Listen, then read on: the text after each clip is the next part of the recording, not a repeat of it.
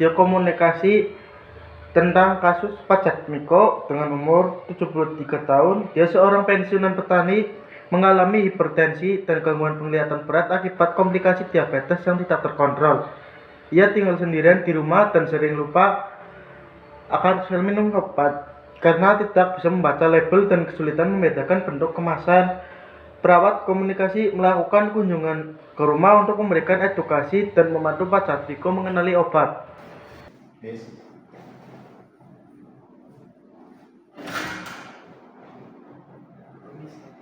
Permisi Pak, saya perawat Fadil dari Puskesmas. Perawat Mas Fadil, silakan masuk Mas.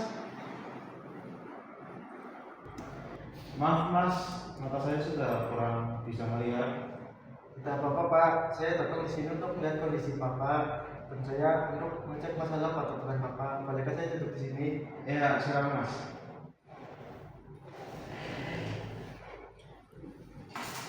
Saya memang bingung dengan obat-obatan ini. Kadang lupa minum dan kadang salah ambil. Saya paham Pak, Bapak kan dulu seorang petani. Pasti Bapak terbiasa bekerja teratur. Sekarang bagaimana dengan tekanan darah dan gula darah Bapak? Apakah Bapak sering merasa pusing dan mual?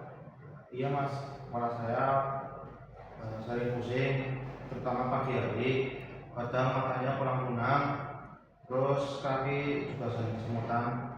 Baik Pak, saya cek dulu tekanan darah Bapak ya. Ya.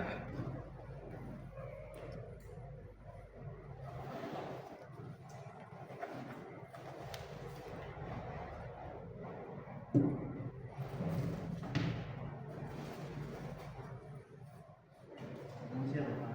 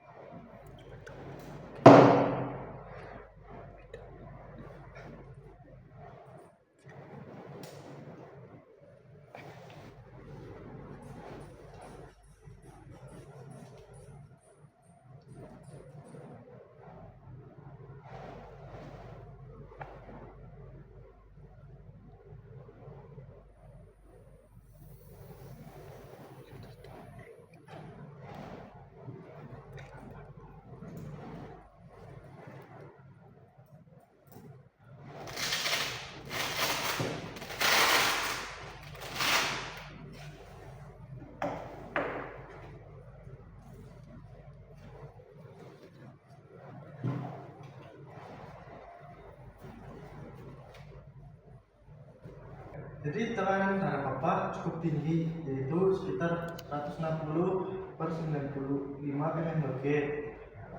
Coba lihat obat-obatan Bapak ditaruh di mana. Di situ Mas, ada beberapa botol antri, tapi saya sudah tidak bisa baca tulisannya. Baik, saya lihat dulu ya Pak. Ya, memang.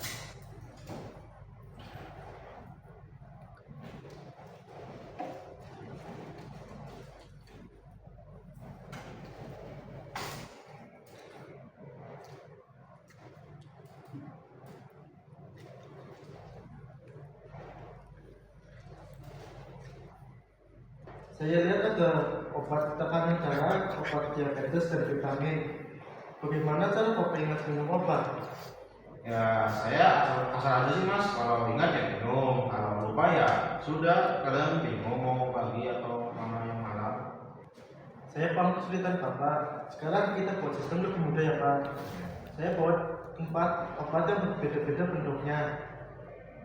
Oh, bisa gitu ya Mas? Bisa Pak. Tempat lingkaran ini untuk obat pagi, dan yang berbentuk persegi ini untuk siang, dan yang seperti gelas ini untuk malam.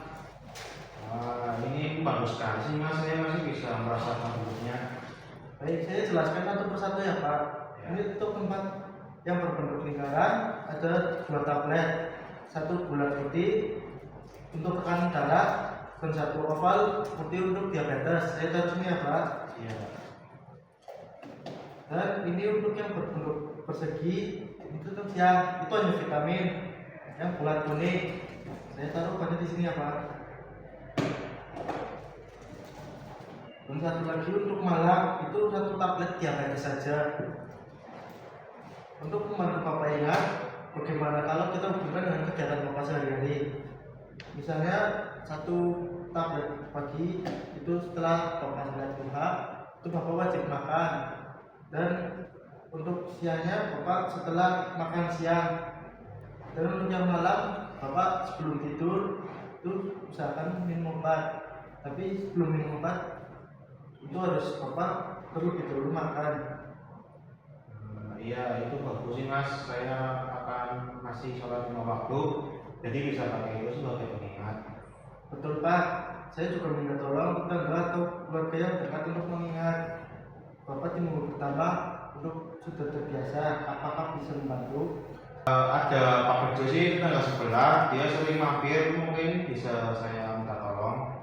Baik, selain obat, Pak Jatmiko juga perlu jaga makan dan kurangi garam, gula, makanan yang digoreng. Banyak makan sayuran dan buah-buahan ya Pak. Ya Mas, tapi kadang malas masak sendiri sih, sering beli di warung. Ya Pak, kalau beli di warung, pilih yang berkuah bening, sayur-sayuran, dan minta dikurangi garam. Hindari gorengan dan makanan yang kental ya Pak. Pak Jatmiko, ada beberapa tanda yang harus segera dibawa ke puskesmas. Misalnya pusing yang secara hebat, serta mual-mual, dada terasa sesak atau nyeri, mata tiba-tiba kabur total, kaki bengkak-bengkak, luka di kaki yang tidak sembuh-sembuh. Oh, berarti kalau gitu nanti saya harus khusus sama Mas.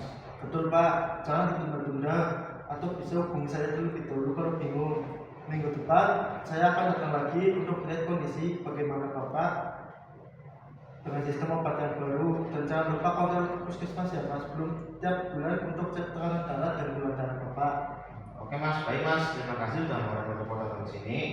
Saya akan coba ikuti sarannya Mas Fadil. Sama-sama Pak, ini memang tugas saya yang penting untuk Bapak bisa menikmati masa pensiun dengan tenang dan nyaman. Sebelum saya pulang, ada yang ditanyakan? Kalau misal saya lupa atau bingung, nanti saya bisa hubungi Mas Fadil. Tentu saja Pak. Ini nomor HP saya tulis dengan segitu besar di kertas. Atau minta tolong Pak Bejo untuk menghubungi saya, jangan ragu ya Pak. Oke Mas, baik Mas. Semoga Allah membalas kebaikan dari Mas Fadil ya. Amin. Saya pamit dulu ya Pak, jaga kesehatan Bapak dan ingat minum obat dengan sesuai bentuk kotaknya. Siap, nih Mas. Jadi jalan ya. Mari ya Pak. Ya. Jadi untuk hambatan itu ada yang pertama ada hambatan fisik dan sensorik. Gangguan penglihatan berat menjadi hambatan utama yang mempengaruhi kemampuan Pak Jatmiko menerima informasi visual. Ia tidak dapat membaca label obat atau membedakan kemasan, sehingga komunikasi tidak bisa mengandalkan materi tertulis atau visual standar. Yang kedua ada hambatan kognitif. Faktor usia 73 tahun dan kemungkinan penurunan fungsi kognitif dapat mempengaruhi kondisi daya ingat dan kemampuan memproses informasi baru. Hal ini terlihat dari kebiasaan yang lupa minum obat atau menunjukkan gangguan memori jangka pendek. Hambatan sosial dan lingkungan. Tinggal sendiri menciptakan isolasi sosial yang dapat memperburuk kondisi komunikasi. Tidak adanya keluarga atau pendamping di rumah mengurangi sistem dukungan untuk reinformasi yang diberikan oleh perawat. Strategi komunikasi yang perlu diperhatikan yaitu pendekatan multisensorik, gangguan komunikasi verbal yang jelas dan stimulasi taktil. Perawat dapat membantu Pak Jatmiko meraba bentuk dan tekstur kemasan obat yang berbeda. Yang kedua ada komunikasi verbal efektif, berbicara dengan nada yang jelas, tempo lambat, dan volume yang cukup. Berikan instruksi sederhana dan konkret, hindari istilah medis yang kompleks. Yang ketiga ada teknik repetisi dan informasi. Ulangi informasi penting beberapa kali dan minta Pak Jatmiko mengulangi kembali instruksi yang diberikan. Sistem pengingat non visual. Kembangkan sistem pengingat yang tidak tergantung pada penglihatan, seperti alarm, kotak obat dengan pembagian hari dan bentuk yang berbeda, atau bantuan dari tetangga. Membangun kepercayaan. Lakukan pendekatan yang sabar dan empati untuk membantu rapor. Mengingat kondisi fisik dan psikologis yang mungkin membuat Pak Jatmiko merasa frustasi dan tidak percaya diri. Evaluasi berkala, rencanakan kunjungan follow up untuk mengevaluasi aktivitas strategi komunikasi dan kepatuhan pengobatan. Kunci sukses komunikasi dalam kasus ini adalah adaptasi metode komunikasi sesuai dengan keterbatasan fisik pasien sambil tetap memastikan informasi kesehatan tersampaikan dengan akurat dan dapat dipraktikkan dalam kehidupan sehari-hari.